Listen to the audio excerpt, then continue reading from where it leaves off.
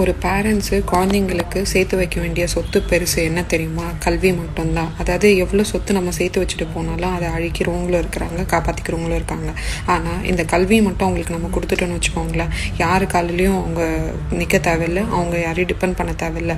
ஆனால் அந்த கல்வி இன்றைக்கி எல்லாருக்கும் ஈக்குவலாக கிடைக்காதுன்னா இல்லைங்க. பணம் இருக்கிறவங்களுக்கு ஒரு மாதிரியும் பணம் இல்லாதவங்களுக்கு ஒரு மாதிரியும் தான் இன்றைக்கி கிடைக்குது.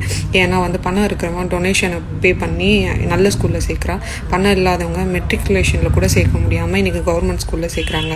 நானும் கவர்மெண்ட் ஸ்கூலில் படித்த பொண்ணு தான். காலேஜ் ஆர்ட்ஸ் அண்ட் சயின்ஸில் படிக்கும்போது ஒரு வருஷத்துக்கே 1 லட்சம் கூட வராதுங்க. அதாவது 3 இயர்ஸ் நான் படிச்சுட்டு வந்தது கூட ஒரு 2 லட்சம் 3 லட்சத்தில் முடிச்சிருப்பேன். ஆனால் இன்றைக்கி ஒரு எல்கேஜி சேர்க்கணுன்னா டொனேஷன் மினிமம் 1 லட்சம் இல்லாத ஒரு ஸ்கூலில் நீங்கள் சேர்க்க முடியாதுங்க.